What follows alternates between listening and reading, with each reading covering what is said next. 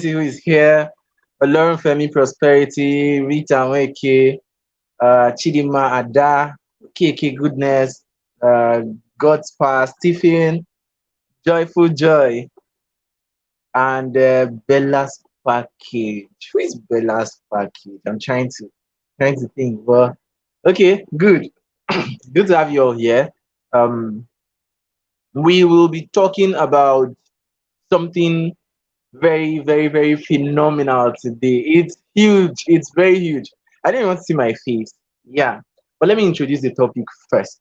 Okay. And this is day two of becoming teaching and speaking for impact. Okay.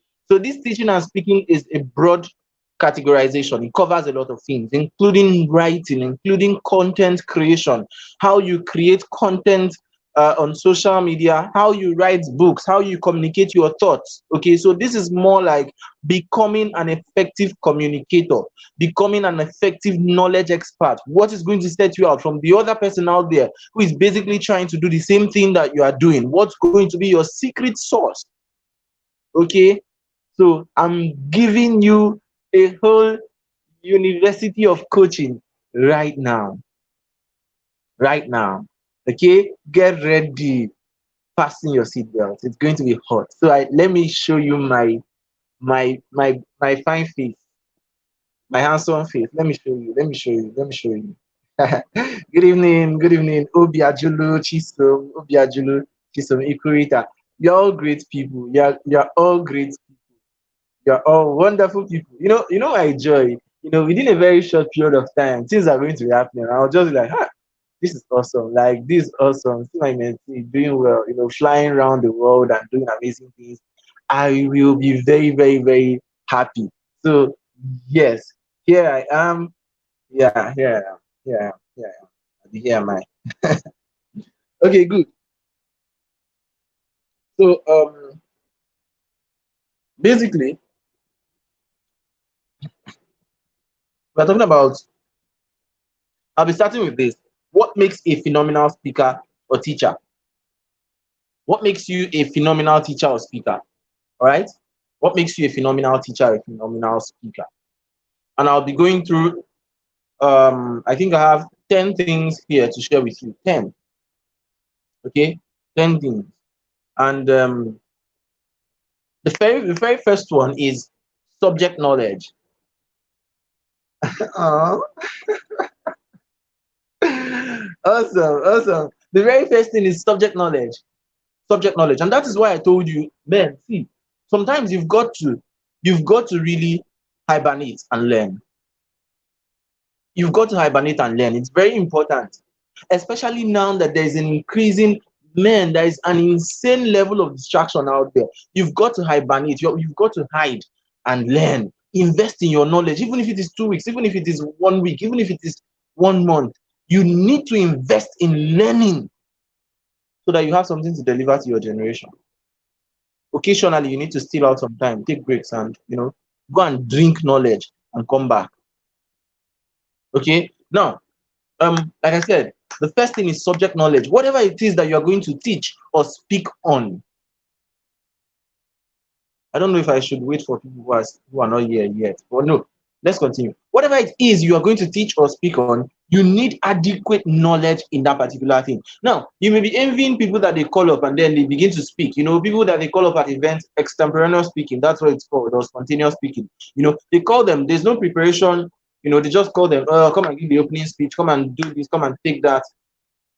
And then they go and then they deliver. Okay, or come and give a talk on health, come and give a talk on this, just continuously they stand up and they speak. You may envy those people and you think, man, this person is so good, the person was born with this gift. No, it's preparation. It's preparation. That's the truth. What you are able to give out is the knowledge you have been able to store up over time, even if it is one day. So if you are going to be an effective trainer, speaker, teacher, coach, author, whatever it is, you've got to have something in here, something supposed to here. So you need that subject knowledge. Whatever subject you're going to speak on, you need to do appropriate research on that particular thing, on that particular topic, on that particular subject, so that you can deliver effectively. Know that subject very well. The reason why a lot of people have stage fright, the reason why a lot of people they go for events, they want to speak and they are shaking, their legs are shaking, they are stammering, they don't know what to say. One of the major reasons is because they actually do not know what to say. They actually have not prepared for that particular thing. So it's catching them by surprise. Okay. But if you have been investing in your learning, if you have been really investing in learning, it's not going to be that difficult for you to produce stuff because that stuff has gone in. It's a matter of reproducing it. Okay. Okay. So that's it. That's it. Um, you should be able to master topics. Learn, learn, learn. Dig deep and learn. Okay. I'll still teach you that when I get to instructional design models. Okay. So the next thing is passion. Apart from knowing the subject well, if I bring you now to talk about personal development or to talk about e-learning, to talk about personal branding, to talk about business, talk about fashion, okay? Now, first thing is that you have to know what you want to speak about. Then for you to actually make impact, for you to stand as a transformational speaker, a transformational writer, creator, a transformational coach, okay? Anything, trainer, you need to communicate with passion, with enthusiasm for that topic. And this is why a lot of times lectures are boring. In the university, go to your ask yourself, do you enjoy going to school? If you are already in the university, a lot of lecturers are boring. They do not communicate with passion. You see what I'm teaching now? You see the way the whole thing is, the vibe is moving. It's because I love what I'm talking about. I love the topic I'm discussing so much. Okay, if you bring me to talk about fashion, eh, you will sleep off because I really don't have, there's no deep doesn't call it deep. I'm not really so connected with fashion. Or you bring me to talk about uh, uh, what else now? What else? Talk about web design or something that I'm not really so passionate about those things. Okay. So if you want to communicate excellently, you have to communicate with enthusiasm, with passion. Your students, the people you are teaching, your clientele, your whatever, whoever is listening to you, your audience, they have to be able to feel the passion in your voice, the passion in your writings, the passion in anything you are trying to communicate with whatever format or means you are trying to pass that message. You've got to let them know that this is something I'm very passionate about. Communicate with passion. Yes. Okay. So that makes a lot of difference. That makes a lot of. You don't come to speak and then you are like, "Good afternoon, I was watching some of your live videos. I'll still keep watching and occasionally bumping in and giving feedback. You don't come and good afternoon, everyone. I am here today to tell you, to teach you the three secrets of success, and one of the things. No, you bring in passion, bring in the enthusiasm, let them know that this is something I love to talk about.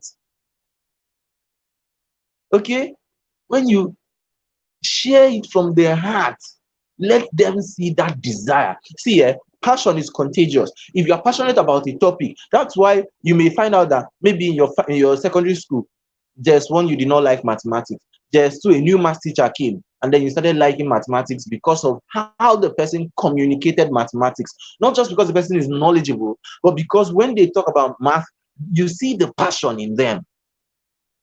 You begin to borrow that passion. You begin to draw the passion. Like I said, passion is contagious. You can infect somebody with passion. Like that's why you may follow me for a while, and you notice that you start becoming passionate about what I'm passionate about. You start talking the way I talk or speaking the way I speak because passion itself is contagious, it's infectious. Okay. So the next thing I would like to, tell you, the third one is audience knowledge. Understand your audience. They call it customer persona or audience persona. Understand who you are talking to. There's somebody at the back end. Good. I love that. I love that. Congratulations. So your next live video, energy go flow. Powerful. That's it. That's it. Put in the vibe. So the next thing I'm talking about now is, you know, audience knowledge. Understand who you are talking to. Understand your audience. Understand what they need. Come to their level. Communicate at their level. You know, a lot of people, the reason why their posts don't get engagement on Facebook, on LinkedIn, anywhere, is because they use so much weird language. I'll talk about that later. But then you want to talk with people, most people in your audience, they are students, or maybe they are young people, and then you are trying to blow grammar and trying to bamboozle them. You're not coming down to their level. You don't know them. But if you actually are able to know that most of the people following you, this is their age range, this is what they are interested in, this is the kind of content you post that they react to, it will be better for you to flow. Let me share a story for you. Let me share. Okay, you're asking a question. Okay, I would have actually preferred to answer the questions later, but let me take this one. Okay, there's nothing like being too passionate. Okay, there's nothing like if you are too passionate, it's beautiful. If you are too passionate, it's beautiful. Okay, but then you have to be emotionally intelligent. You have to be able to control yourself. It's not that passion will now carry you and push you down in front of the audience. Now start rolling on the floor because of passion. No. Okay, okay, but then um there's we can never have enough of passion. We can never have a lot of passion. I mean, it's good to have as much of it as you can control. Yeah. So if you have enough passion, that's good. Put in that vibe in what you are doing. Show that vibe. Come live, your next live show, your next showing up on live. Do it with so much enthusiasm. Put in the energy. Vibe. You understand? Let people see that vibe. Okay, whether it is offline or online, whatever, let people feel that vibe. Don't just isolate yourself and then you are talking as if, no, let them feel the energy. Okay. I talk about understanding your audience. Okay, understand the people you are speaking to, speak in their language. I said I'll tell you a story. I was invited to give a health talk. That was my I think my third year in school. I was invited to give a health talk, and I was actually thinking, because it says secondary school, I was thinking maybe SS3 students and stuff. So the way I prepared for them, I actually asked, because my brother works in a mental health facility. So I asked their what is it called again? Their clinical they are mental health clinical psychologists. Yes, they are clinical psychologists. I asked him for a document. I told him, okay, I'm going to be speaking here, and I'm even inviting you guys, the firm, to come and assist me somehow. So I would need something that would give me insight into drug abuse. So this guy sent me a research work, you know, printed. He sent it to me via mail. I printed it out, and I read this thing from cover to cover, cover to. I read it over and over again. It kind of coincided with what I was learning, because we were doing abnormal psychology. We during that period, we had to also do some form of drug understanding drug abuse and stuff. So I went through all those things, and um because I loved the topic so much, I love mental health. So because I love the topic so much, I kind of absorbed the information in that material, and I did just the same thing lecturers do, because I felt I know this thing so much now, and after spending time reading, understanding this content, I shouldn't tell them that I know it well. No, it's not possible. So I went there, and I saw little children. It was like the SS3s, they were preparing for YA. So I saw from SS2 down, the SS2s were not plenty. I saw SS1, then JS, junior school, junior secondary school students. Like, they were looking like babies to me. But because I had already intended to move with such powerful velocity, I reeled it off. I was telling them how they should not do drug abuse, and this one is aphrodisiacs, and aphrodisiacs can get you addicted, and this one is narcotics are this one examples are opioids, cocaine. I was just talking, these children were listening to me. They were just not even listening, they were looking, they were staring at me. What's this one saying? Like, what's this guy saying? I was busy pushing the thing like gunshots, you know Some of them were just like this. So I could tell that at the point I wanted to even force them to pay attention. Some of them started playing, like playing right in the front of my sweet delivery, my sweet presentation. But I was enjoying myself. I was not communicating. I was not coming to the language that they understand. I was speaking in my own jargon. So when I finished, the guy, the clinical psychologist was there. So he came and tapped me and was like, "This thing you are doing, I think he's a Yoruba guy. I don't think this is actually, that these children may not understand this thing you are saying. You are speaking like a professor." He said you are speaking like a professor. I was happy, I rejoiced. When I understood what he said, I actually knew I messed up. When I understood because when he said you are speaking like a professor, I was happy. Like, hey, professor, now you're giving me that professor vibes. Interesting. Then he said, let him summarize so that they can understand. And this man now went there and was telling them that if you go, your friend can tell you that that's the easiest way. Your friend can tell you that this thing is sweet, or you should try it, or if you try it, your eye go open, your eye go tear.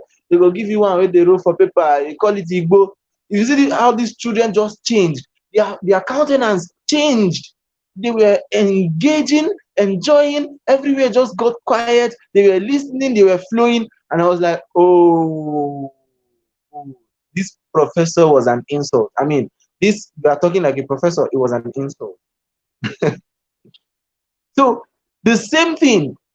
The moment you think you have studied health in school, you went to school to study health, you went to school to study whatever you went to school to study, okay? Studied environmental health, studied nursing, studied whatever, and then you come to Facebook and you are live. You want to tell them 3 secrets for maintaining good health, and you are telling them, uh, uh, uh, one, embrace Mediterranean diets. Number two, ensure to follow up adequate physical activity or exercise regimen. Number three, you're just talking rubbish because they literally do not understand you. If you are getting likes and comments, they're admiring your face.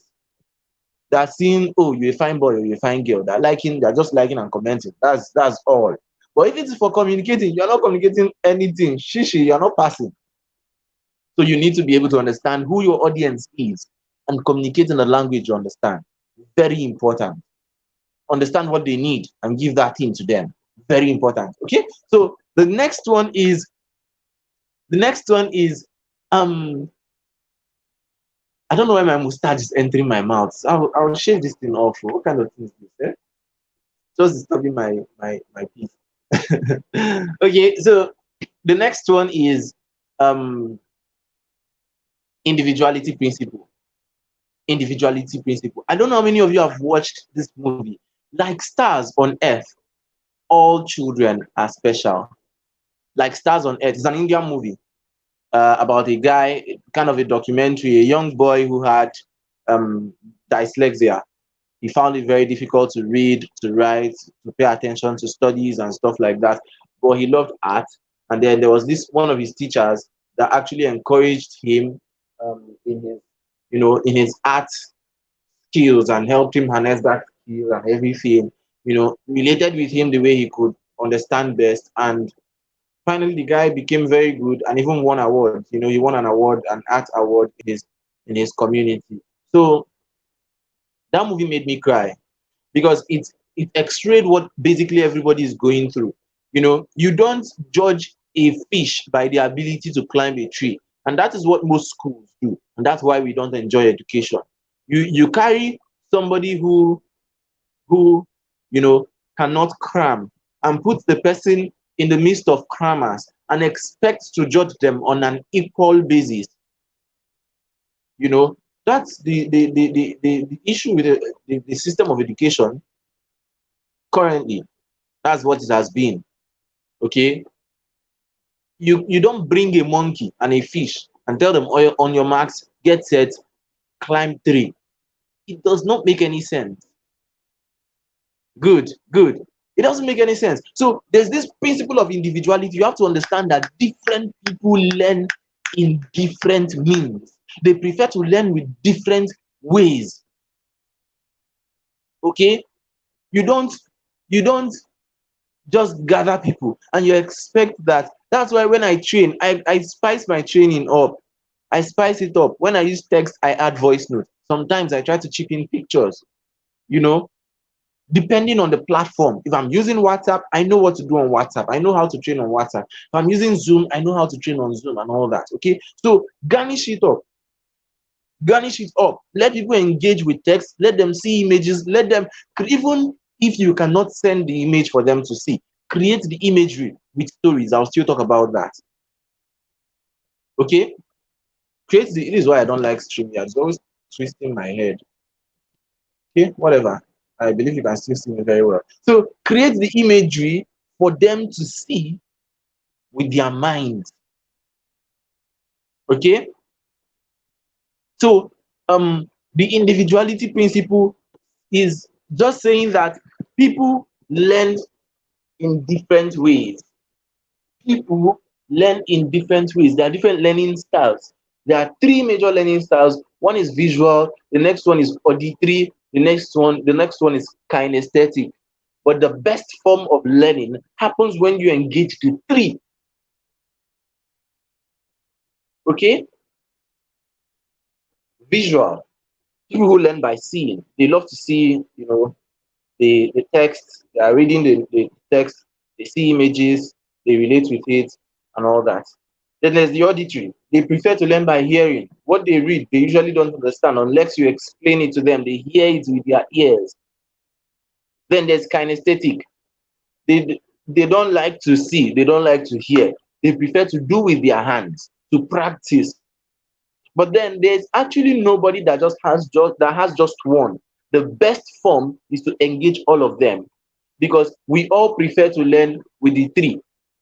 Yes, but it now depends on which one goes higher, which one ranks higher. So for you to be a better educator or teacher or trainer or speaker, trigger the three. Get people to do tasks, get people to do assignments, get people to do something so that they can practice. Get them to use audio visual method. Okay, use while you are training, if you are doing a WhatsApp class or something, introduce text, yes, introduce voice notes. If you can get images that will help them understand the concept better, use that. Okay, this is what killed our education system.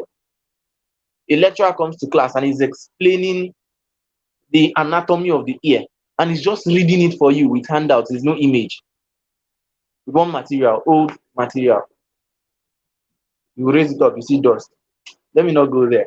You know, but then at the end of the day, you find out that you're almost not learning anything.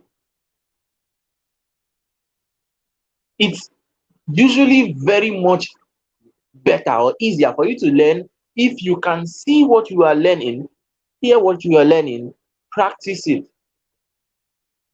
They say, okay, this is how to administer injections. Let me use medicine for instance. If you are in the health field or nursing, okay, if you are in the health sector, let's say they are teaching you how to administer injections, and then somebody just says, uh, identify, let's say, to give injection in the buttock.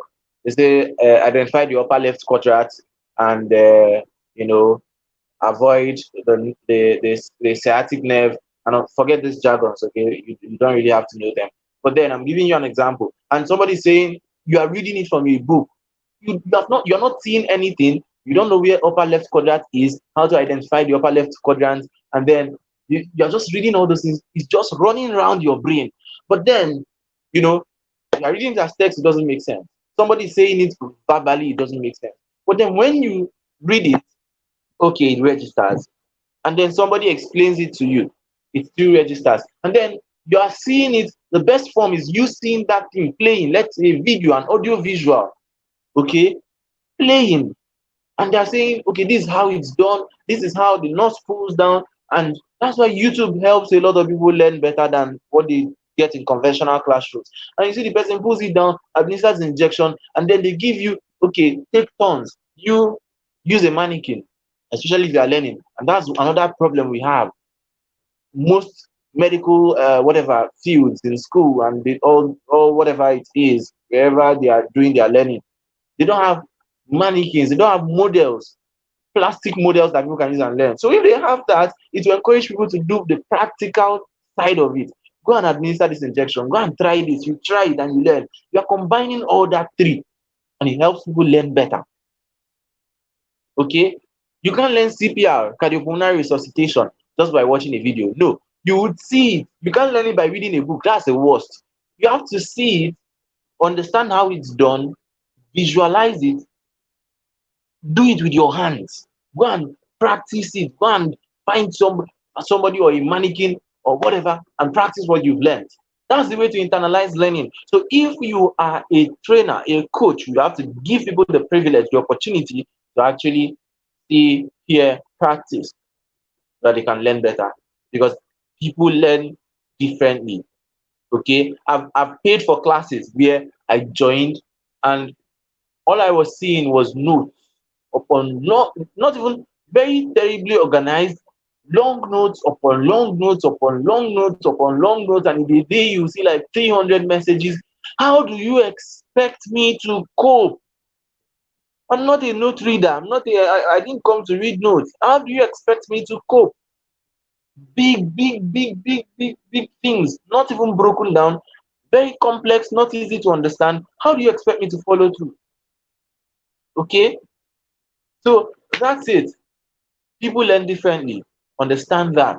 It's going to help you. Good. I believe you can still hear me and you are following. You can drop some comments, drop some fire emojis. This is going to be, it's getting hotter. It's getting hotter, definitely. Okay, so the next one is, okay, like I said, individuality principle, like stars on earth, all learners are different. All learners are special. Yes, all learners are special. Okay, then break down number 5, break down stuff into simpler, smaller chunks. Use less what is it called again? What is it called? Use less jargon. Okay? Use less jargon. Part of the reasons people don't engage on your post is not because they don't like you, it's because they don't understand what you are saying. You know, you can imagine somebody trying to explain, talk about let's say digital marketing. And every time you come to your page on Facebook or your wall on Facebook, and you're always talking about the SEO format of this one, the algorithm, the other one. You want to help business owners, understand that they need SEO, they need a website, an optimized website. They need to, employ you as an SEO expert to help their websites, their searches, their search results come on the first page of Google searches. Now, all you are doing on Facebook is to come and tell them how SEO terminalizes and impacts the transcending codes of the algorithm, and they don't know what you are saying. They'll be like, who is this? Who is this? Who you want to impress? Who is this person? From where? But when you begin to create content in the language they can understand, to break it as much as possible. So the fact that you can explain what you are doing to a 10-year-old, that is when people will actually start learning. I I let me say, permit me to use the word breastfeed. I proudly say it with my full chest, I love to breastfeed people with knowledge. I mean, to spoon feed people with knowledge. A lot of people will come and say, you can't be teaching people, you can't teach people from the basics and all that. You don't expect me to spoon feed. I see a lot of coaches, they make that mistake. You want exactly, Olorun Femi. You want people to, to understand you. You want them to follow you. You want them to learn from you. And then you are telling them, don't expect me to give you everything.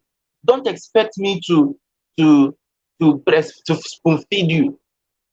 Once you tell me don't expect me to spoon feed you, you've lost me. I'm being sincere with you, you've lost me. At the point I was like, is it I'm crazy that I would host a training and want to take people from basic, from the basics of the basic, break everything down. Is it I'm stupid?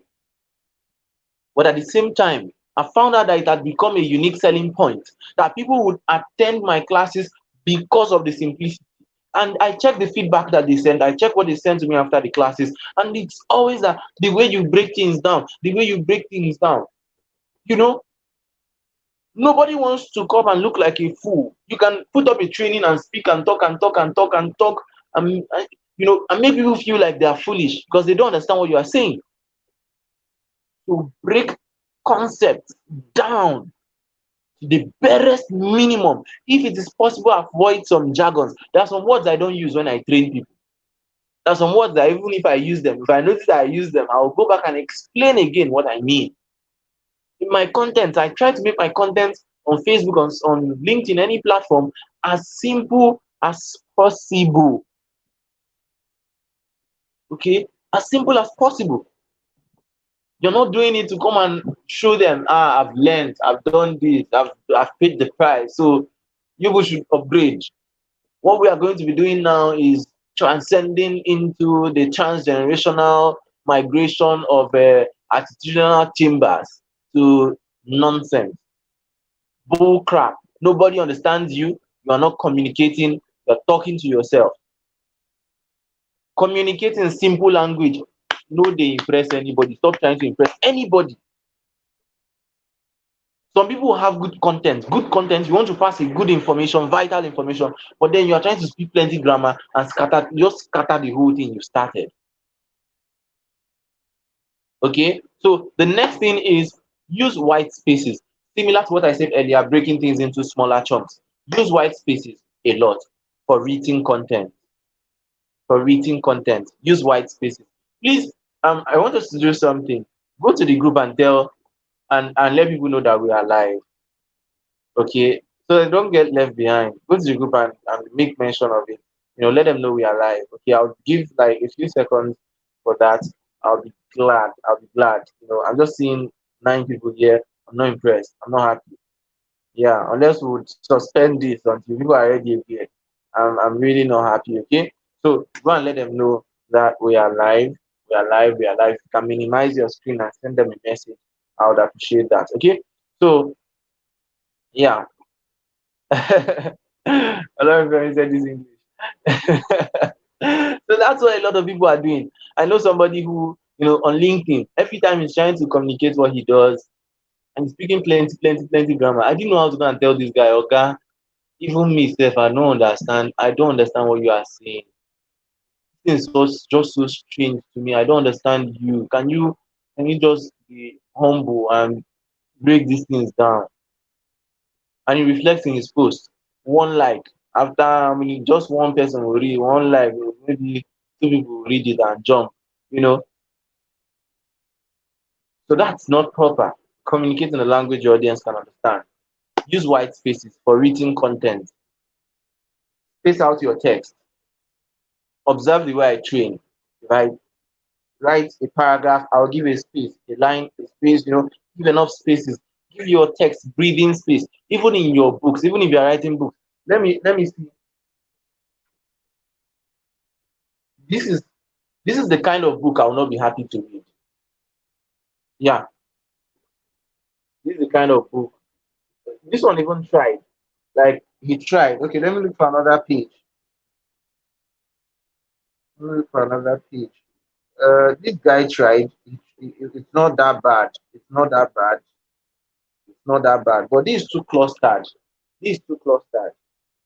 This is too clustered. Okay. A lot of this is better. I've seen people who write block, like block. The whole every margin is just straight. And you keep wondering who is going to read that. It makes people lose attention serious, like it makes them lose attention quickly. Okay. It makes them lose attention. So break down your text. Give spaces if you are writing content. On Facebook, if you are creating content, give space. Like paragraph, give some space. Paragraph. Go and observe my post. Go and observe the way I write. Okay. If you have any of my books, go through it. See the way I write. See the way I create the content. Okay. And that's going to help you a lot. If you are writing your profile summary, give space. Nobody loves to read cluster text. The brain is wired in a very, very funny way. The brain is wired to avoid stress. No matter how hardworking you think you are, your brain hates anything that is stressful. This is why we procrastinate. This is why we get lazy sometimes. That's the way the brain is wired. It takes a lot of fighting and discipline to actually, come over that. So as much as possible, make your teaching, your coaching, your book, your whatever it is, easy for lazy people, because we are all lazy. Sincerely, like, disagree. But we are all lazy. Everybody, we are all lazy in one way or the other. I'm not saying you are lazy in that aspect, but I'm giving you, fact. The brain hates hard work. The brain hates hard work. Okay, so space things out. Once the brain sees this thing is clustered, it will just start singing. Information will start running kitty kitty kata kata all over your head. So space things out. Give them space, give it breathing space. Let people be able to breathe in between your text. It's not just really, really, and it's just so disorganized. I believe you caught that. Next thing is humor. Know when to use humor. Number 7, know when to use humor. Be funny.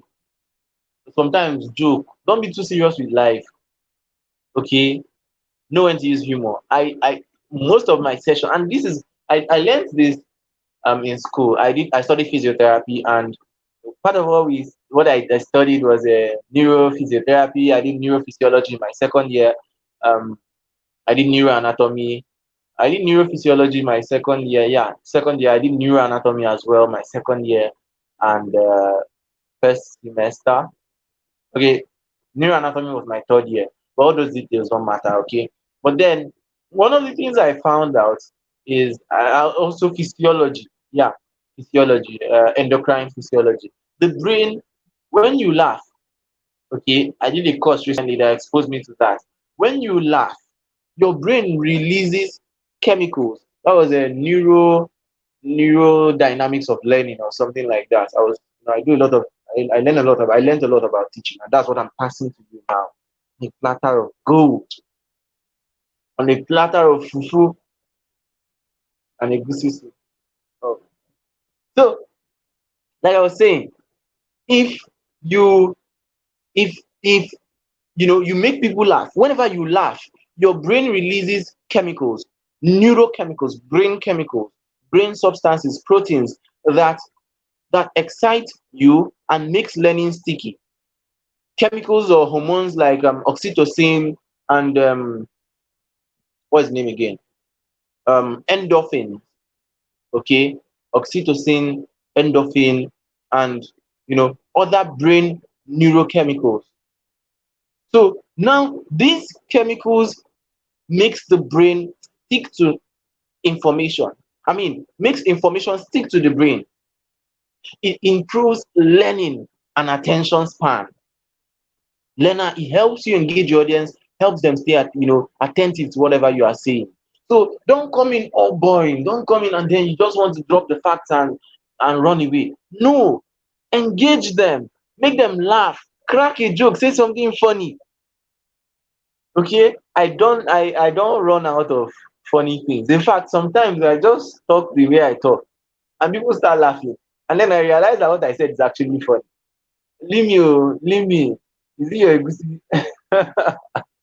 It's not your egusi. Leave my egusi for me. Egusi soup and special, special, specially wrapped soft food. I God. Okay, so that's it. When you even when you smile, it has a way of making other people smile. It has a way of radiating that energy in the room. When you are speaking and you are teaching and you are smiling and you are making people laugh, it has a way of you know increasing that stickiness of learning. Awesome. I'll be really glad. So good. It has a way of improving learning. So make people laugh, crack jokes, embrace humor. Tell them what happened to you that they should laugh at. Maybe you fell down, how you fell down and people were laughing at you or something. Sometimes you could even crack a joke with your, I mean, make people laugh at you, as long as the joke is not going to be too harmful for you. You can be vulnerable, make people laugh at you and stuff like that. All my sessions, all events I've been invited to speak at, you will always see people laughing. It's not possible. I can't speak and end without people laughing. It's not possible. Sometimes it's not intentional because I've mastered it. It's part of me. Okay. So use humor as much as you can. Master humor. Learn humor. It's something you can learn. Okay. You see any story that is funny, anything happens in your environment and it's funny. Absorb it. If possible, write it down. Ponder on it. The same thing with telling stories. You see a story that this story relates to something you would like to share in future. You remove the names of the people so that you don't cause trouble. Then carry it on your head. I'll still talk about storytelling. Okay, so use humor and engage your audience. Okay. Uh, the next one is stories. Yeah, storytelling. Let me teach you something about storytelling. It's very simple. Telling a story is simple. Okay. If you want to tell a story, why is network disturbing you now? Why is network disturbing you? Okay, if you want to tell a story, it's very simple. All you need is a character, um, a problem, or a challenge, and you need a bridge, a solution. The problem, the character, then the epiphany bridge or solution. Now, what do I mean? Who is the lead character in your story? One. Let's say you want to sell your book or you want to advertise your program, okay, and you want to tell stories, even if it's fiction. The only thing you need to do is when you get to the end, tell them it's fiction because that's what you should do ethically. You shouldn't deceive people with stories that are not real and keep them hanging. No, But then sometimes you don't even need to follow any particular format. Be free, tell a story that comes to your head. I've told a lot of stories, a lot. You don't need an official certification or license to tell stories. Sometimes you're already good with all these things. It's just that you don't believe in yourself enough. So, um, um, storytelling, you need a character, a lead character, a problem, then your solution. Okay. So the lead character, let's say one Emeka guy, um, he's finished his university, and then he's I'm just trying to create a story now. He's looking for a job, and then while he was looking for a job, no job came, nothing. You see, I've introduced the lead character, Emeka. Now he's looking for a job. He graduated from school he was the best in himself, best graduating student and all that stuff. And um, he was looking for a job. The job was not coming. Good. Conflict and solution. Good. Now the job was not coming. Then he was broke. His dad fell ill and probably died, and the mom was the only person taking care of the home.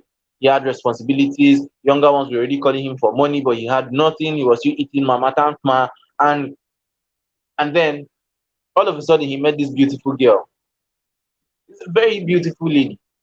They met in a church event, and then they were discussing. He started falling for this young lady, and the lady he was thinking that this lady is going to be a blessing to his life. The lady was already suggesting a lot of things they could take up, but then the next thing that happened, the next very wonderful thing that happened, very wonderful thing, man, that was what changed his life. You know what happened?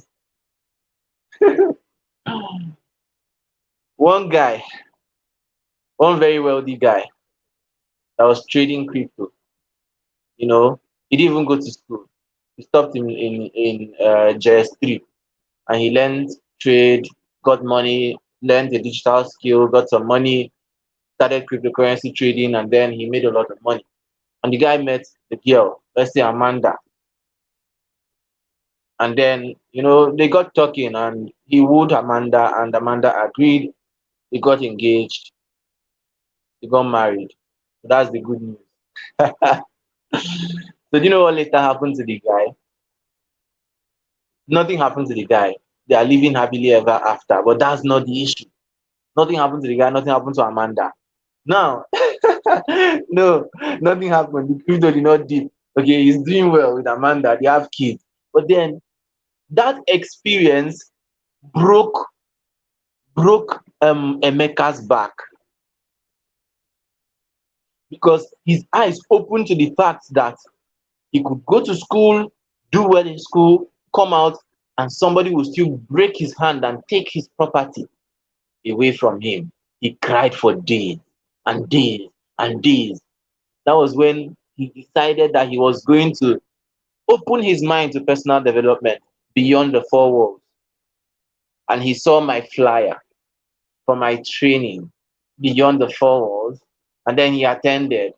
And after the training, he sought for my coaching and he read my book, or paid for my course, and he got it. And then you know he started to think about other things he could do. He thought about freelancing. He consulted me. I told him what he could do, and then he paid another coach to learn freelancing, and then he became a freelancer. And that was how he started life. He got his first gig, and they paid him a million. And you know everything started changing. Life became soft for him, for Emeka. Then he now met the next damsel, and they got married, and then happily ever after, they give birth to twins.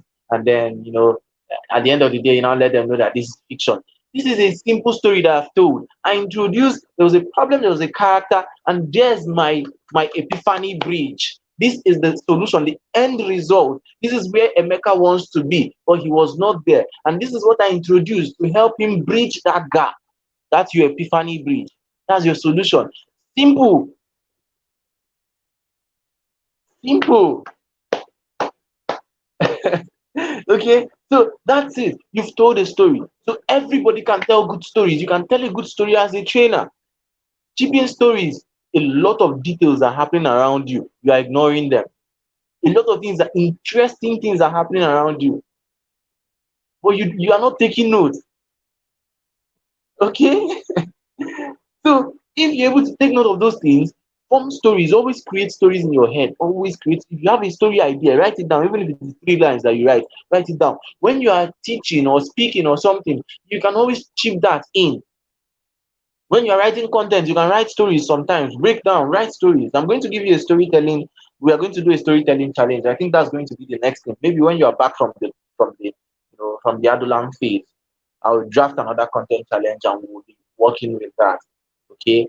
You do storytelling challenge.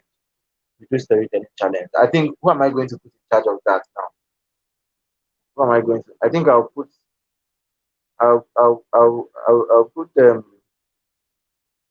Vivian and Johnson and Prosperity in charge of that. Okay.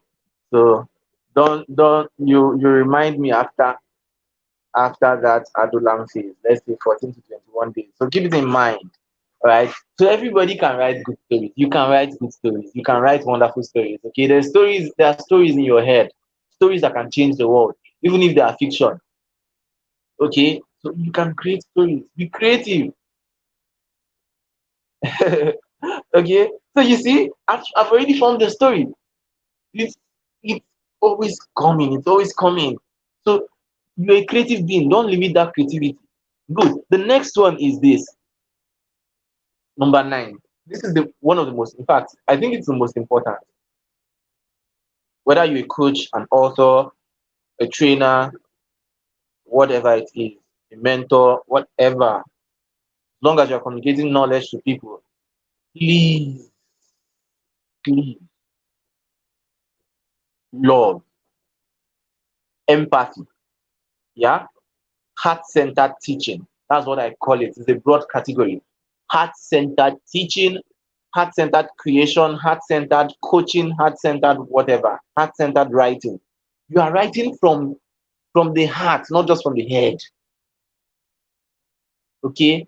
Because there are people at the back end of this People are receiving this. You do not want to sound condescending. You don't want your content to make others feel low of themselves, to feel like, you know, this guy is doing well and I'm not doing well, you know. No. You don't want your content to sound judgmental. No. You don't want your content to be condescending, to feel like this guy is insulting all of us. You know, I saw a post somebody made. I didn't know how to tell this guy to delete it recently. It was like, oh my, it was insulting. It was insulting and it was bad. You know, kind of like, I don't want to say, because if I say the person, you know, it's a recent post, but I didn't like it. I didn't know how to tell the guy to pull the post down. So create from the heart, teach from the heart, love the people that you teach, love the people that you coach, love the people you are writing for, love the people you are creating content online for, from the heart. It's going to change everything for you.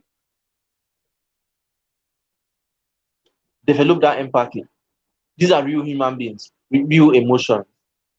They are going through a lot. Okay.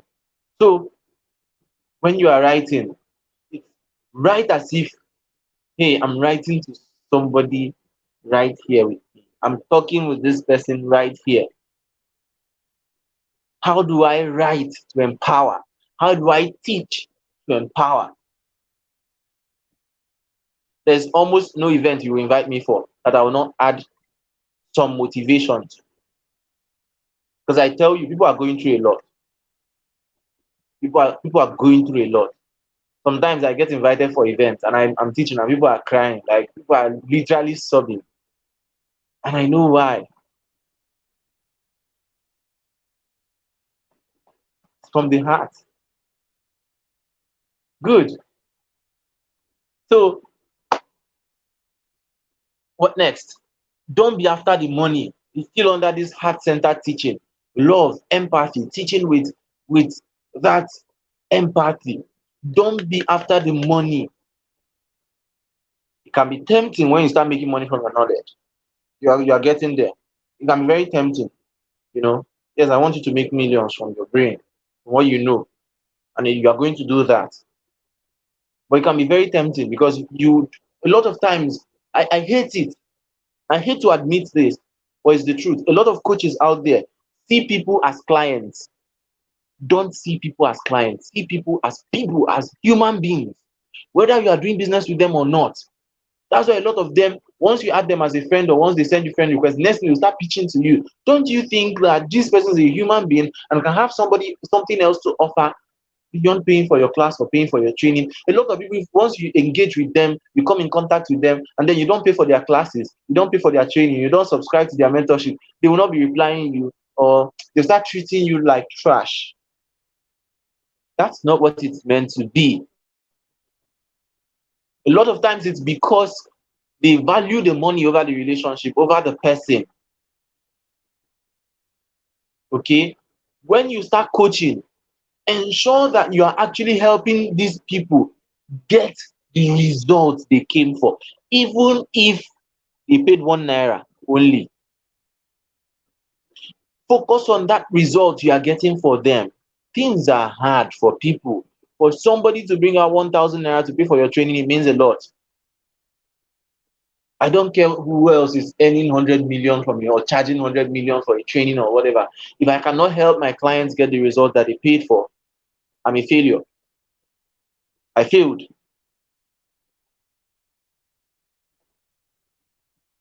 Don't see people as your clients. See them as human beings, real human beings. They're not robots. A lot of people are coaching, but their main emphasis is the next batch. They are writing, they're not concerned whether the book is actually transforming people or people are getting the value that they paid for. But they're concerned about, let me get 1 or 2 testimonials so I can fire again. I can fire and get more people. My book has 1 million people have downloaded, 1 million people have bought, 1 million people have paid for this, 100,000 people have done this. But then what's the real impact metric? What's the real impact metric from that thing you are giving out? It's not about the money. The money will come. Focus on value. Focus on giving, delivering value to the people. The money will come. Okay? Money will come. The money will come. I know I'm being particular on this. Like, if I could kneel down, if I could get on my knees and beg, please don't just make it all about the money. Don't make it all about the money. It's about the people. These are real human beings. The truth is this: in the near future, you are going to get across people who can't pay you for what you are delivering. See yourself as a person of value, as a person who has channels of mercy. You know, create content that will help people. Don't just create content to sell something, to push something out. Sometimes create content that will genuinely help people. Sometimes organize a training free and just put your mind off the money. Help that people who need that could be all they need to set them on the track for life. They may not come back to say thank you, but you've done a lot. You've helped a generation. That's the way I see it. Sometimes put out training, organize a free training, let people learn from you. Teach them from the heart. Okay? Doesn't matter whether you make 1 million from it or not. No, but the truth is this: when you focus on people and you are giving value to people, a lot of times they will become your brand evangelist. The money will still come in one way or the other. They will build trust. Tomorrow, when they have the money, they will come for something else that you have to offer because the trust is already there. So teach from the heart. Create content from the heart. Help people genuinely. Yes, it's first the people. It's first the people. Yeah, you must have seen that. Next batch, a lot of people, they are so quick to go and announce. I've seen these things a lot of times. I'm a coach too. But there's some things that my conscience will not, my church mind will not allow me to do. They're just after 130 people enrolled for this batch. Thank God. 150 people enrolled for this batch. Congratulations to me. I did this. I did that. Onto the next 1,000. Onto the next. A lot of times you see that the focus is not really on the people. What is the value you are helping people gain? What is the process you are taking people through? What's the result you are helping your clients get? That is what really matters. Not that you made 6 figures or you made 7 figures. You can be making 7 figures by scamming people, because if you don't help people get results and you are taking their money, you're a scammer. You can make 7 figures, make 8 figures, make 9 figures. Nobody cares. I don't bloody care. What result are you helping people to get? All right. So good. The next one, number 10, a great teacher asks for feedback. I'm seeing a comment here. It's making me to smile. I'm blushing. Obia Chito, thank you very much. Thank you very much. I'm glad to have you as a mentee. I'm glad to have you as a mentee. Yeah. Thank you so much. So, a great teacher asks for feedback. Feedback is one of the most important things you would ever need as a trainer, as a knowledge expert. Ask people, give out content and ask people how they feel about it. Okay? Let me tell you how to use feedback. Okay? A lot of people, they don't like criticism. You feel like anybody who is coming to tell you, this your content is somehow, this feels like you're insulting people, or this your book is hard to understand. I don't know what you are talking about. The first 3 pages is off. The story does not relate. This your content is off. They'll feel like you hate them. You are bad energy, stay far away. Bad energy. They'll tag you as bad energy. You don't like progress, enemy of progress. But that's not always the case. Sometimes people are telling you the truth. So I'll tell you how to use feedback. Nestor, I don't know if Nestor is here. Nestor, if you're not here, yeah, you fight. Okay, I don't think he's here. But Nestor did an audio course a certain time. It was about more than an hour, I think. And he sent it to me to help him review. And going through the first 3 seconds or 3 minutes of that audio course, I realized he was kind of using his what he you know his school stuff. He was kind of using what he knew, what he had learned in physics and stuff, to explain something. So the first 3 minutes, it was kind of I knew what he was saying, I knew what he was saying, but I was trying to put myself in the shoes of people who do not relate with that. How would they feel within this first 3 minutes? You must have lost their attention. So I looked at it and I said, no, this can't, this won't go well. I sent him a message. No, I couldn't listen to the full, uh, you know, uh, the full audio course. Sent him with this first few minutes, and no, it's a no for me. This is not going to work. Go and re-record. He sent him. He said, okay, okay, okay, Daddy, I'm going to do that. He went back and then he did another recording, and that one was a lot better. So, why I'm saying this is you need feedback, positive and negative. You need feedback. It's not just good, nice one. What did you learn? That's one of the reasons I do a lot of beta testing. I do a lot of free classes. I do a lot of give out a lot of things for free. I want to know, what are people going to say about this? What's the negative side? What's the positive side? When I give people my courses, access to my courses, okay, what's the feedback? They say, okay, this one is not playing. Video 8 is not playing. Sir, this video is not clear. I can't see what's written on it. Okay, I'm going to do another one. Always take note of that. Be willing to correct yourself where you are going wrong. We can't hear you. You are not audible. This is the way I talk, and if you can't hear me, it's your business. No, be willing to train yourself. Okay, be willing to go the extra mile to improve on what you have to offer. How to use feedback, positive feedback. Use it as your first validation. When I started training, it was those people who were telling me, "Wow, your classes are so nice. You train so well."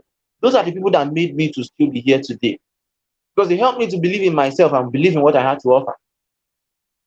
You know, very important. Use the positive feedback to build your morale, improve your self-confidence, improve your confidence in that thing, to develop your product faith. Okay? Then to also brand yourself in future. Because I have the feedback, I have words of feedback, messages people send me, testimonials people send me from the first personal development bootcamp I hosted. I have the screenshots. I saved them in my laptop when my phone is trying to tell me that like you're overloading me or go. I will transfer most of them. I'll transfer them to my laptop so that I don't lose the files. So sometimes I go back to those. I've read feedback. I've read people's testimonials that made me shed tears. I mean, it was just too much, And I'm like, so this is just this thing I did that produced this kind of result, It makes me believe that if this can produce this kind of result, I can charge for it. A lot of people just wake up today and they learn copywriting. They pay 5,000 to learn copywriting, maybe from Emmanuel Ape or from anybody or from whoever it is, from online, anywhere. Because they've learned, they feel like everybody's telling them, if you know something, don't do it for free. If you know something, don't blah blah blah. If you do this one, don't do this one. Don't give this one. Don't charge low. They just open class 3K, and people pay. They don't even care about feedback. They don't care about the results those who pay are getting. All they care about is next batch, next batch, next. It doesn't make sense. Ask for feedback. Okay? The positive, brand yourself with it too.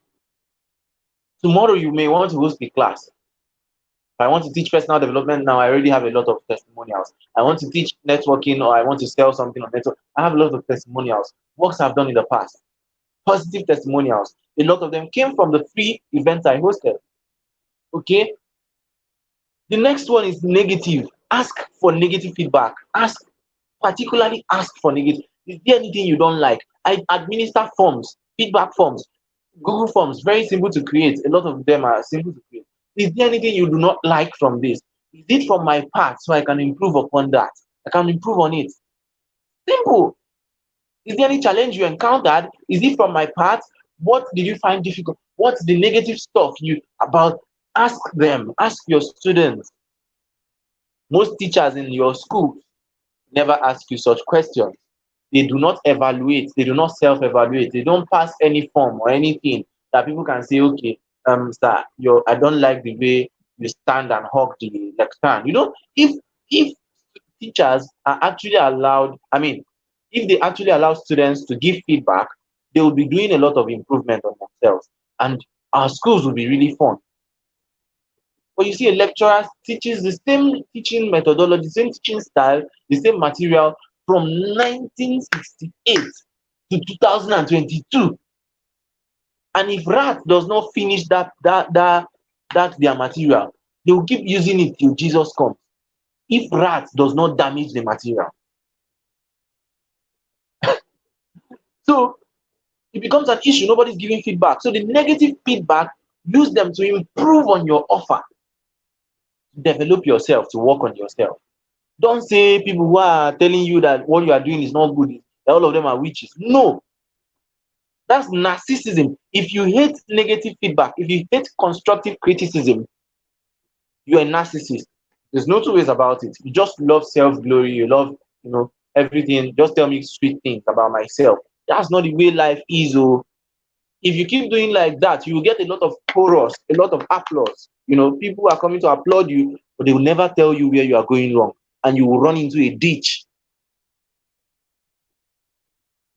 You should be able to ask for feedback and use the negative ones to improve yourself. See, some people don't need to like you to give you negative or positive feedback.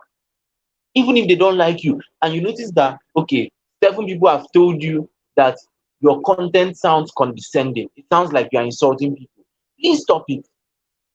Those 7, if you can know the amount of courage it took them to come out and say that kind of thing, maybe out of that 7, there's an exponent of 700 who want to tell you the same thing, but they are saying no, you may interpret it wrongly, so they stay on their own. Now 7 people are coming out, they've told you your content, just go and learn how to write content. You are insulting people too much. Oh God, your own done too much. And you are saying, people are haters, you don't like me. No, no, no, it's not true. They're not haters. If it calls for adjustment, apologize, say thank you, go and adjust, go and work on that thing. All right. Now, let's go to the next one. I hope you're not tired, though. I hope you're not tired for me. I'll be tired of me. I hope you're not tired. Are you tired? Are you tired? We're about to get into the next phase. Okay. I hope you're not tired. If you are tired and you know it, no, no, you're not tired. Okay, so let me know how you feel in the comment section. Let me know how you feel in the comment section. Let me know how you feel in the comments. Are you ready for another bout? Are you ready or are you tired? Are you ready? If you're tired, say tired. If you're ready, say ready. If you're tired, say tired. If you're ready, say ready. Let's move. Okay? I'm waiting.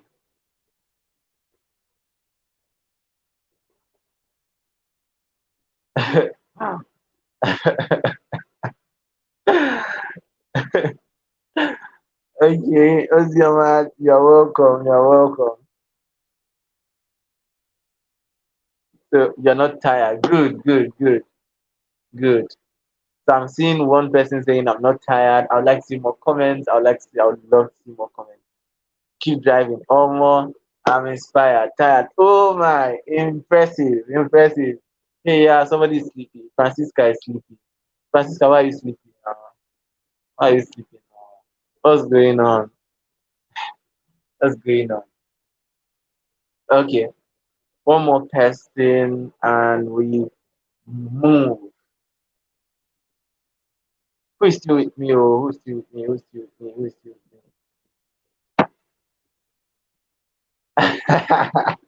1990. That was so small. Good. So let's move. Let's move. What I'm going into now is instructional design made easy. There are different instructional design models. Some of them are complex, some of them are easy. But I just came up with the easiest instructional design. What is instructional design? Forget the big grammar. Simply how to draft your content for teaching, for creating a course, for teaching, for speaking anywhere in public or anything you want to do. if you're going to teach people, if you're going to share knowledge with people, there's a very simple formula I developed. W3H, W3H model. Okay, W3H model. Don't worry, just stay. We'll round up very soon. We'll round up very soon. There's just very, very little time remaining. Okay, W3H model. What is that W3H? WWWH. What? Why not? How? You can remove the why not. So it will be W2H. Yeah. What, why, how model.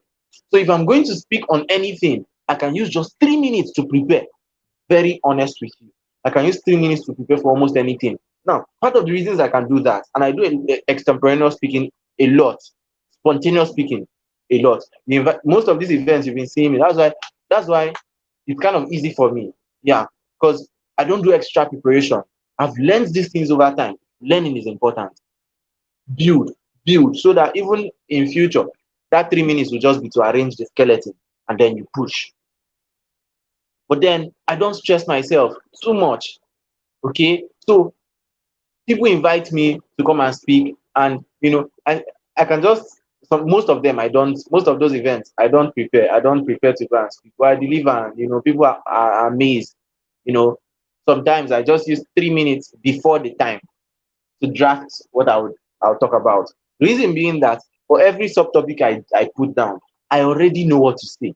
I can create an entire course with one subtopic. I can write an entire book with one subtopic. I already have the content. I've done my assignment. I mean, I've swallowed information. So when it comes to this, I found out a very easy way to draft a content, even if you want to teach anything now. Okay, go and okay, how do I put it? Two things you have to do. One is learn about that thing. If you want to teach anything, yes, if you want to host the training on anything at all, business, personal development, especially something you already have experience in. Please let it be something you have experience. Okay, yeah, advisable. But if you don't have experience, you can also share knowledge that you acquired from books or courses and stuff like that. But then it's always good to have the experience in that area so that you can share with authority. Now, the first thing is to learn. Go and learn, go and read content, go and search, find out articles in that particular thing, read, absorb the information, read from here, read, combine it, read, create content. If possible, write, create notes, okay? So that the knowledge will be in your head. Then the next thing you now start doing is to itemize. Do your research, okay? Do your research and itemize. Find out if people are talking about business, what are the subtopics they talk about? What are the subheadings they talk about? Okay. If people are talking about, you know, food or health or exercise, what are the subtopics they talk about? Then you can now start individually researching those subtopics. That's where that model comes in. What? The concept. Explain this concept. You want to talk about um writing. You want to talk about writing or speaking or something. Let me use public speaking, for example. Explain the concept of public speaking for them. What is public speaking? What is it? If possible, add the origin. How did it come about? What's the origin of public speaking? How did it, all those ones are under the concept about what's this thing about. Okay. Now, when you are done with explaining the concept, the what, okay, you now get into why. Why this? Why is this important? Why do people have to do this? Why do people do this? What are the benefits? That's under why. The benefits of this thing, advantages. Okay.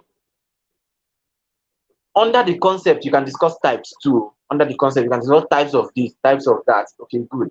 Now, here, why do people do this? The benefits, the advantages of this.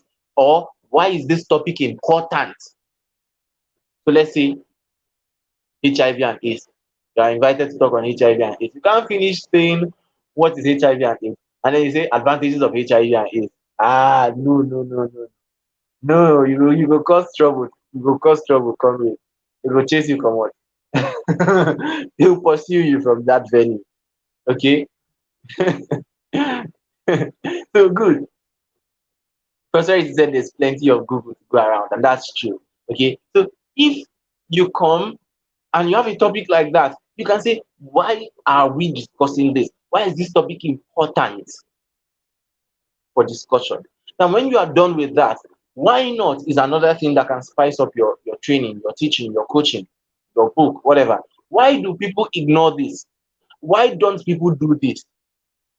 Okay, why don't people embrace personal development? Why don't people do this or do that? Why don't people do, that kind of thing? You are x-raying the why not, okay? Now say, okay, people are lazy, people don't know how to go about it, people are afraid, they lack confidence, that kind of thing. That's where you bring those ones in. If it is necessary, if the topic calls for it, they are not taught in school, there's no appropriate awareness and stuff like that. Okay. Then you go to the how. The how is the main dish. Now, let me quickly advise you. I'm not of the party that will tell you free things, the free class is for information, the paid class is for transformation. Nonsense. You may have heard that many times. I've seen it a lot of times flying around. That's around bullshit, bull crap. The free content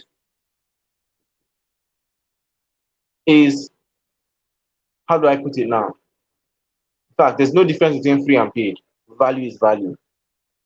Okay. So if you are giving people free content, free value, assume that they paid for it. Give them as much value as possible. Give them as much value. And that's why you should always be learning and improving yourself so that you always be one step ahead. So I've seen a lot of people, they've told them free things are for information, paid classes for transformation. Rubbish. And they organize class and then tell you everything you need to know about copywriting. You join thinking that you will learn everything you need to know. And it's free. And then you you you you you know you join that class, and when they come to the class, they tell you what is copywriting, examples of copywriting gigs you can get, copywriting gigs you can get, blah blah blah blah. They list chaff chaff chaff chaff chaff. You'll be waiting for the main thing, how to actually do the copywriting, what this copywriting is interesting, you want to do it, how to actually get into it. They will keep talking crap, then they will get to why you should do benefits of copywriting. The average copywriter earns 100 million a year. They don't have shishi in their account. Oh. The person training, hosting the class doesn't have shishi. They want to use it and cash out. And I'm telling you, the average copywriting does, the copywriter does this, does that, does hype, hype, hype, hype, hype, hype, finish. You're not waiting for how do I even start. The next thing is to actually start this copywriting. My class is coming. The price of the class is 150K, but if you are going to be among the early bird, I will allow you to pay. Guess what? You will not pay 50K. You will not pay 150K. Guess what? You will not even pay 50K. Guess what? You will not even pay 5K. I will allow you to pay 1,000 naira for the first 50 people that will join this night before 11:59 p.m. Rubbish. You just start seeing Amaka left, Chinaza left, Okon left, Akman left, Musa left, Abdullahi left. You everyone just start lefting, left, just leave, left, they will leave you behind. At the end of the day, only three people enroll. Those three will not even show up for the main training. Just so that's it. Okay. I teach when I want to teach, I bring out my heart and teach you. I don't say three things is for information. I come and dump nonsense information in your head. I teach you the how. Now look at the trick. I can teach you if I have 7 methods. I can teach you 2 in my free class, and that 2 will be enough for you to say, I have eaten, my stomach is full. But then there's always a magic in that people will say, if this guy can go this extra mile for a free training, that means there's a lot that comes with this free class or with this paid mentorship or something like that. That makes the difference. And it helps people bond with you to say, I know how many people have told me, You are not like the others. I love hearing that. You are not like the others. You know, everybody's just about let them finish so that they can push this thing, push. No, it doesn't always work like that. I've held dangerous training programs. Dangerous. I mean, hosting a class that was expected to run for 2 weeks and ended up lasting for 8 months. I'm being sincere with you. Okay, that one wasn't free anyway. I think it was a 1K class. Not for almost 8 months. I hosted a training that was meant to be PDB, was meant to be just 1 month. I started before the date. And by the time I got to the middle, I realized that the time is not enough. I have to extend it. I made it 2 months. Free training. I taught e-learning. When I started teaching e-learning, the first one I taught, even I had one of my lecturers inside who participated in class. I taught the training for a week. After teaching for a week, I added 2 weeks free mentorship. After the 2 weeks free mentorship, people were still asking me questions. I continued teaching throughout that 2 weeks. So it was obvious to people that this guy is not after the money. He's not just after let me do and grab the next batch and then get the next. No, I give people real value. Now give them that how. Let's say out of the what they can implement, a simple formula they can implement. You can do. I can teach you copywriting here, right now. Okay, right here, right now. I can teach you public speaking right here, right now. You understand? So give them that value, share some tips that would help them. And when you are sure that you know from your heart of heart that you're giving these people value, you can now introduce whatever you have to offer. Okay, I've given you this. This is what this thing can help you. Help them solve an immediate problem. They came there to learn. Why tell me learn everything about copywriting? Everything you need to know about copywriting. And then you're telling me to pay for masterclass 5K or 2K or 1K. It sounds ridiculous. It's very funny. That's what a lot of them are doing because they believe that the main thing, the main dish is going to be must be paid. If it's not paid, it doesn't. Rubbish. I hope you're getting value tonight. I hope you're getting value tonight. Okay. So when you when you so you see Chisom attended PDB and she's saying this particular reason made me enroll for your mentorship. After the PDB, I was wondering what you will now teach in your mentorship. Simple. I've I've I've held events. I mean, I've taught training programs. Personal branding lasted for 12 days, about 12 days. Networking lasted for about 8 days. When I finished the e-learning boot camp, the first one, the free one, on the last day of that training, when I sent the last message, I slumped. I mean, not like I slumped, not like but technically I collapsed. I shut down. I was exhausted to the point that I didn't have any choice. I let my phone drop. I had not like I just said thank you all and everything. I've taken the questions and this if you still have further questions, drop. This is the final message and blah blah blah. And that's it. Thank you for coming. I appreciate. Boom. I dropped my phone. I didn't even switch off my data. I lay down on the mattress and I slept off to see the level of sacrifice for a free class. Sometimes I don't remember to eat, and I'm teaching, I'm talking. My mom will be complaining. Every time you're on your phone, you are teaching. This one not paying you. What are you gaining from this? Go and eat. Go and do this. Do this. You're not eating. You're emaciating. You're losing weight. You're outside. Mosquitoes are biting you.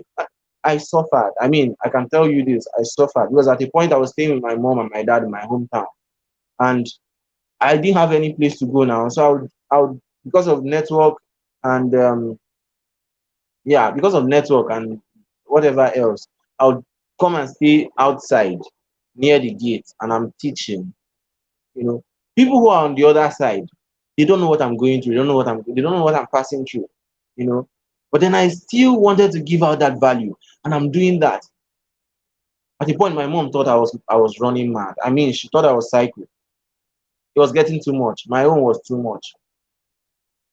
So, but then I was after giving people real value. That was what inspired me. That was what motivated me. Okay, so um now the next thing is how to brand yourself as an educator, as a knowledge expert. I'm really glad. I'm really glad to see your comments. Okay. So how to brand yourself as a knowledge expert. I've taught you how to itemize. I've taught you how to, you can literally do anything. You can create a book, you can create a course, you can host a class, you can go live and talk and share your knowledge. With this thing I've taught you already. Just what you need is to itemize. Most of the time, your experience, your life experiences have already taught you a lot of things. You know a lot of things now. You know a lot of things already, but you can't put it down into a content, you can't put it into writing, you can't put it into a course, you can't make it a live event because you don't know how to itemize. You don't know on this topic what do people talk about, how to overcome shyness. You were once shy, but now you are bold. How did you do it from your own experience? Then there are other things that may not be your experience, other things that can also help your rishi the jara. You can look these things up, see how they work. If you relate with them, if you feel like okay, this one I agree with this, you can pick it up, create a content out of this, push it out, create a course, host a class, train people or whatever it is, get feedback. Okay, simple, simple, very simple. It's not that hard. It's very simple.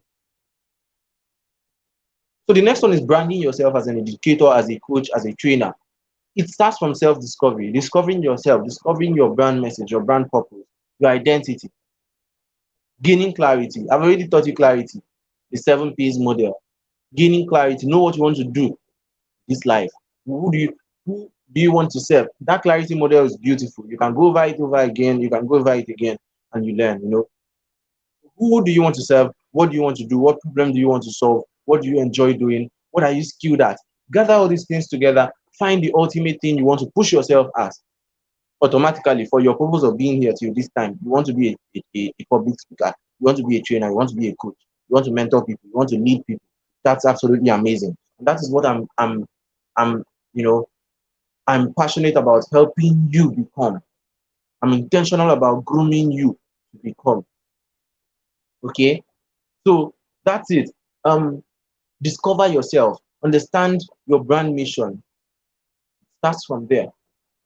Say, I want to help people who are depressed come out of depression. I want to help people who are battling addiction come out of addiction, or I want to help mothers who are at home and stay home moms and stuff. I want to help single mothers overcome mind blocks, mindset issues and stuff. It doesn't have to be hyper niche. It doesn't have to be so micro. I want to help let's say single mothers aged 30 to 31 in Kubwa, Abuja.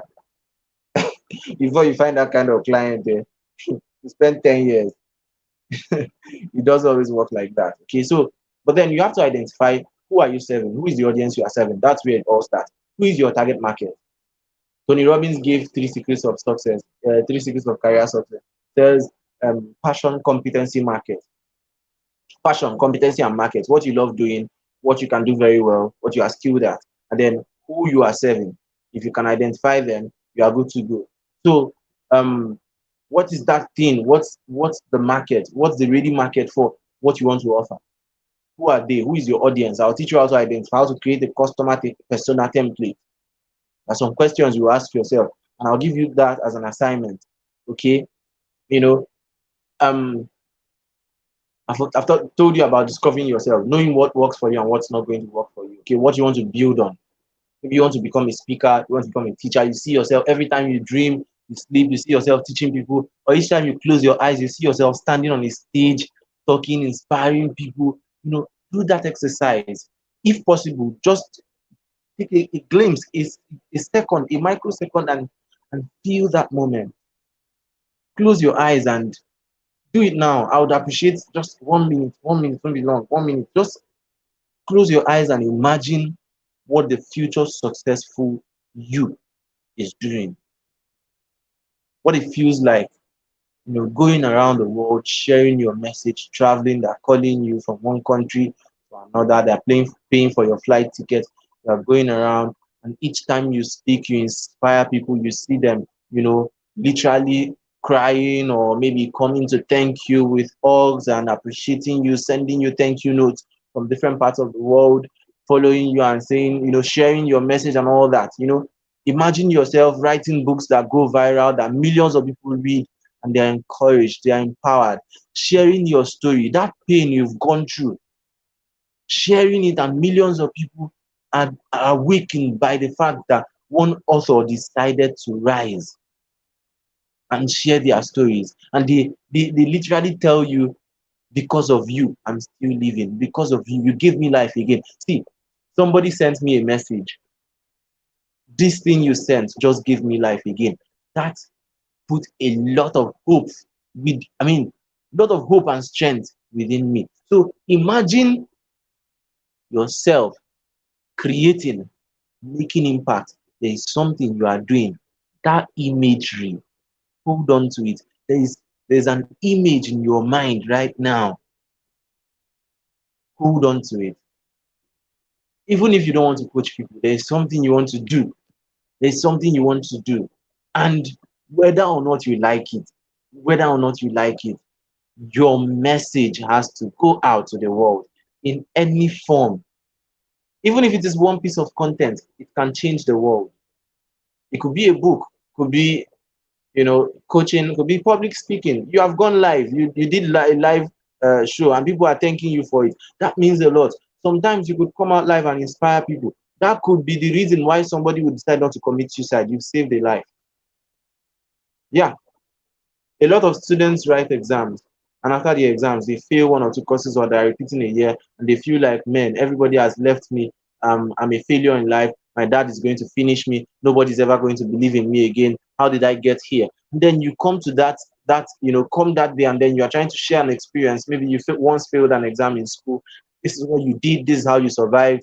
This is how what you were able to do. You didn't take it to heart and stuff like that. And you remind them that you also, at the end of the day, you're able to focus and you passed your papers and stuff like that. And the person gets encouraged. Oh, I'm not in this too. I'm not in this alone. So this person, this icon, so Coach CJ failed an exam, and it's me. That kind of thing. You've actually helped somebody. And sometimes that could be the reason that person says, for the sake that this person can do this, I can't.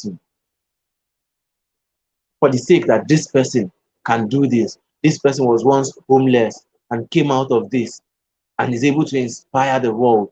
I can also come out of this homelessness and inspire my world. I'm going to put in the fight. I'm going to lead. That may be all you need. That may be all the person needs. So that's it. Okay, that's it. Yes, I've talked about that already. So create your customer persona. Okay, understand who you are serving.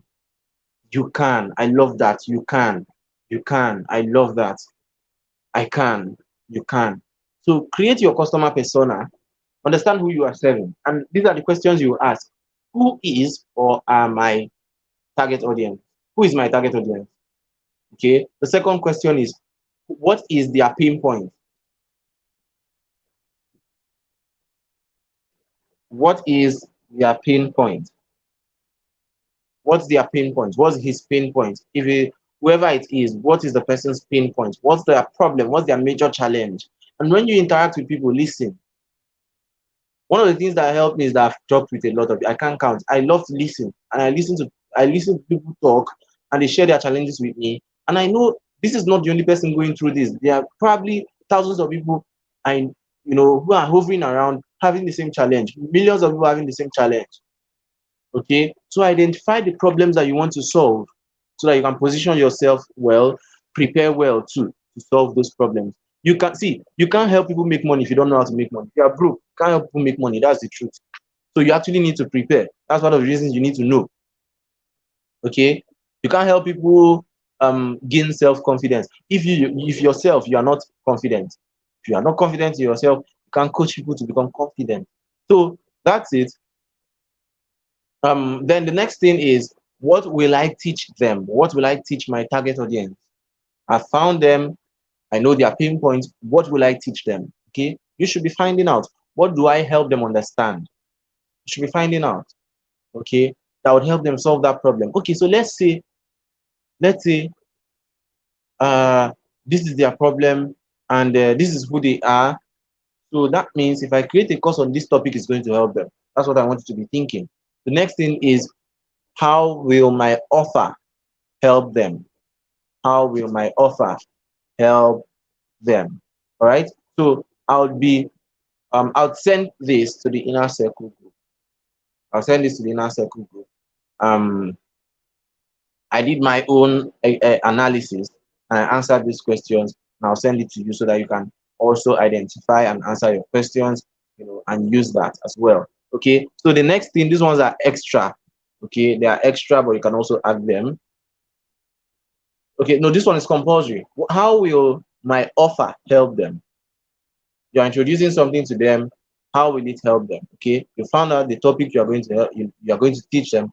How is it going to help them? Create a statement out of that. Then where will I find them? Where are they hanging out? Where are they chilling? How do you locate them? Do you have to run ads? Do you have to join groups? Do you have to create content and add them to a group or build a community and stuff like that? How do you find them? Where are they? The next thing is, what format of vehicle? What format of vehicle are you going to reach? How do you reach them with the best formats that would help them? Okay. So are you going to create a book? Are you going to write to write a story? Are you going to keep creating content? Are you going to do a video content? Are you going to do a live series? Are you going to host a class, organize a class? Are you going to coach? Are you going to uh, start a podcast or a blog or whatever it is to help these people? You don't need, even if you don't want to show your face, you can do slides. You can make slides and do your whatever, your speaking, your teaching on YouTube, invite people to watch what you are doing, educate them, entertain them, whatever it is. Okay. So that's it. That's it. So the next thing is communities. Join communities where you can find your target audience and where you can also learn as well. Okay, where you can find the people you want to help, study them more, understand their pains as they discuss, create content that will help them. Then strategically start building communities too. Start gathering people, build your tribe. Your tribe understand you. Your sheep hear your voice and they'll follow you. So start creating your tribe. Start pulling people closer to your brand. Start pulling them closer to you. You know, a place where they can gather and hear you, maybe a broadcast list, an email list or something. Start building an email list or a group or a channel or a Facebook group, anywhere you can gather your audience. Call them something, anything. You gather them and feed them with value, provide them with value. Okay, so that's going to help a whole lot.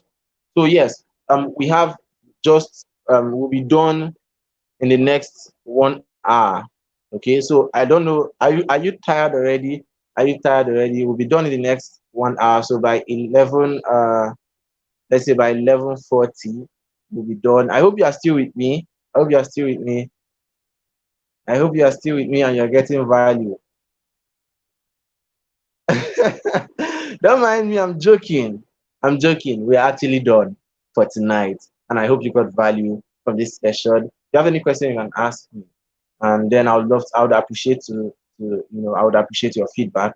We are done for tonight. Okay. These things I just shared with you, they are priceless lessons. Okay. These are things that I wish educators at all levels, primary schools, secondary schools, lecturers, coaches, trainers, speakers, that they actually know these things. These are things that will make you a great teacher, a great speaker, a great content creator. Okay. So yes, we are done, and I'm happy. I'm happy that we are done with this. So the next phase will be tomorrow. Okay. But I'll give you time. Maybe we should have a break tomorrow. Maybe we should have a break tomorrow so that you can take our time to. But I'm not anything I send on the group will be fine now. Okay. Anything I send on the group is gonna be fine now. But then I may decide to give it a break tomorrow. Okay. So I hope you got value from this. I'm here to see your comments. I'm here to see your comments. I'm here to see your comments. You can let me know in the comments if you got value. Yeah. And also like and subscribe to the channel so that you always get notifications. This particular video will be hidden. I made it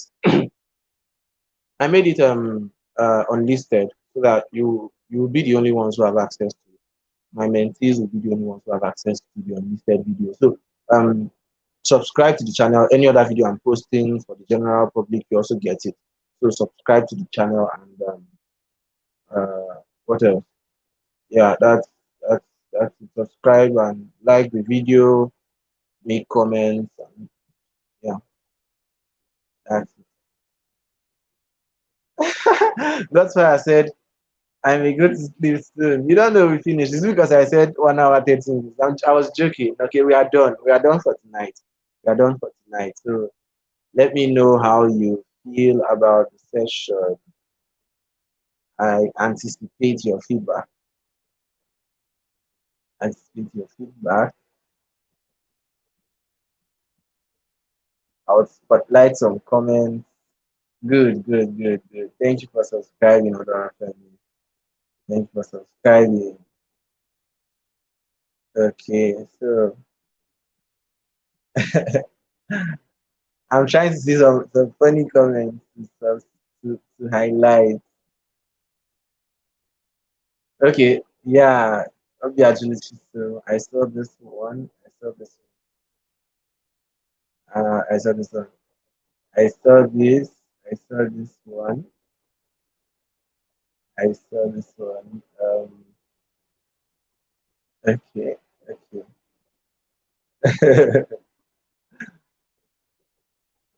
Good, good, good, good, good. I didn't even read some of the comments. Wow. Oh, good. The spacing technique. That's beautiful. That's beautiful. That's beautiful.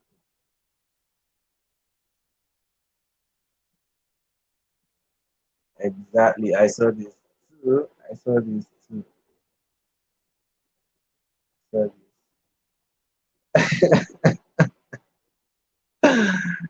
Oh, God. Okay, so if you have any question, you can drop the question. Uh, I like this one. I like the vibe here. You can drop the question and I'll answer. You can also drop it. If I see any question in the comments, I'll take it to the inner circle and I'll answer that as well. Okay. Yeah. Mm, yes, yes. So thank you all for coming. Thank you all for coming. I really appreciate. I really appreciate your presence. You know, you would have been somewhere eating fufu and egusi soup by now, but you chose to be with me. To keep me company. So don't mind me. Oh, this is 10:18 p.m. Don't eat fufu and egusi soup by this time of the night. I'm a health professional. If you have fufu and egusi soup, give it to me. You shouldn't be eating it by this time of the night. Just give it to me, right? So that's it. How about others who couldn't access it? I think I'll find a way to make it available for them. Okay. We got massive value. I'm happy. I'm glad. I'm glad. Okay. I'm glad.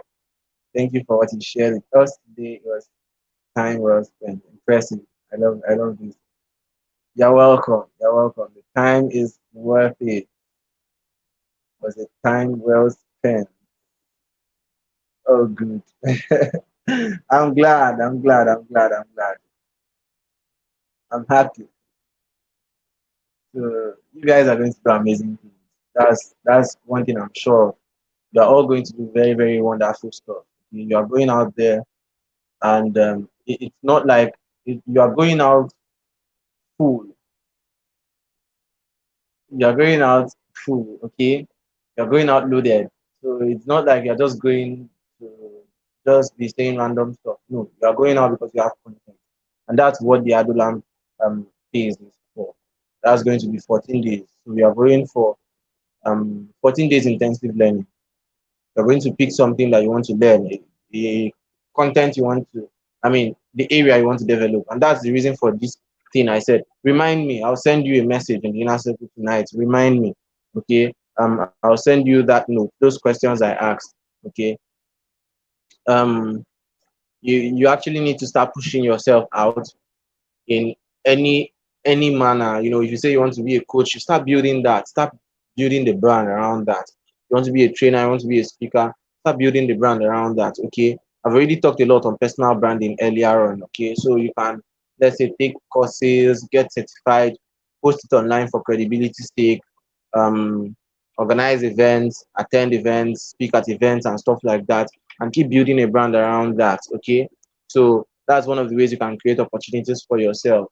Um, Develop, how do I put it? Go and take good pictures too. Take good pictures and brand yourself. Use it as your profile picture. Maybe you are speaking at an event, use the picture and start telling people that, okay, this is what I'm about. Let them know you with that stuff, okay? Whether it's writing or or or speaking or whatever it is, or teaching. Okay, start creating content around that. Start helping people understand things around that. Okay, that's one of the ways you can easily build your brand in that area. So what else? What else? What else? Uh, yeah, you all should also collaborate. I would love to see you collaborating in the near future, helping out yourselves, collaborating. Doing stuff together. You have very knowledgeable people here. Meet yourselves, put together a training or something, post it, trend it. You know, it's one of the ways you build meaningful relationships. You guys can do amazing stuff together. Okay, and you trend it. I'll be glad to have my inner circle dominating every space. Say business, say this, that. Anybody that comes to me, I want to, I'm having, go and meet this person. Go and join this their training. Go and do this. I'll be very, very glad. Okay, because I know the level of investment you've done in yourself. Okay, so that's it. You'll be going to learn. You'll be going to dig deep. Okay, you answer these questions. When you have answered those questions I asked, you now start learning in that direction. Plan your learning. These are the things that my audience will need. These are the things I need. I mean, they would have to understand. These are the concepts I need to help them with. These are the skills I can offer them. So you break them down, space them. Say January to this is what I'll be learning. This is what I'll be learning. But for now, the Adulam says you're going to pick one thing. Okay, one thing that you focus on for the experience. You focus on, learn that thing, and then launch it as a training, as a skill, whatever. But basically, I want it to be as a training, as a free training. That you are going out to go and share, or you do a live series. Create a flyer for it, put it out, do a live series. Let it be on YouTube or Facebook Live or LinkedIn Live, anywhere you want. Okay, you can even stream to multiple platforms, anywhere you want. But prepare in that area. Okay, you get the content, develop the content, and then you start pushing that out. Okay, it's going to be transformational. It's going to be massive.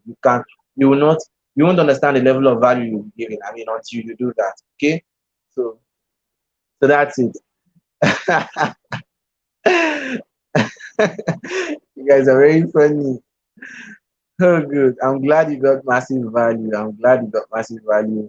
Um, I don't have question for now. Just be smiling. Yeah. Okay. Oh, yes, Jake. Thanks. I need to digest all this. Okay, no problem. So tomorrow we'll not be meeting tomorrow. Okay, we won't be meeting tomorrow.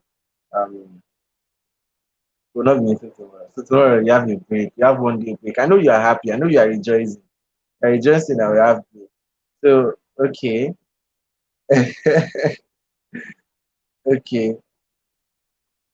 Yeah, take good pictures, please. Take good pictures, and it helps to position you as an authority. Go and go to studio, take picture, even if it's just one, even if it's just two. Yeah, don't use your pastor's picture as DP. It will make sense. Put yourself out, even if for any reason, because I know some sects don't show their faces for anyhow, even if for any reason. But then ensure that the person there, even if your face is covered, ensure that the person there is you. Okay, not somebody else. You don't want to say, this is my mom. My mom is my DP. My father is my DP. It's Father's Day. my mom's birthday, you can lose deals because of that. I had somebody that invited me for a session, and at the point I was looking for the guy. I thought maybe made a mistake in saving the contact. Why am I seeing the face of a lady instead of a guy? I don't know how the thing happened, but I was just so pissed off with it. Okay, it doesn't make sense. So ensure that you are showing yourself in one way or the other. You are presenting yourself. You are being authentic. You are not trying to pose as somebody else. Okay. So that's it. Don't use your mother. Don't use your father, your pastor, anything that is not you as your play picture on social media. It's very important. Okay. So that's it. That's it. That's it. Okay. So thank you so much. We are done for tonight. We are done for tonight. I'll end it here. I'll end it here. I'm glad. I'm glad. I'm glad. I'm glad. I'm glad. I'm glad. You're all doing well. You're all doing well. Amazing people. I love you guys. I love you all. I love you all. Don't forget that. I love you from the depth of my heart. If you're in this video call, I love you so much. Yes. I'm proud of you. I'm very proud. I believe in you from the depth of my heart, from the deepest part of my heart. I believe in you, and I know you do well. I know you. There's no two ways about it. There's no option. You do very well. I mean, you do wonders. You do wonders. Okay. Ah, this is just an executive mental blush. Thank you so much. Thank you so much. Thank you so much. I appreciate. I appreciate. I appreciate. I'm not shy. I'm not shy. Let me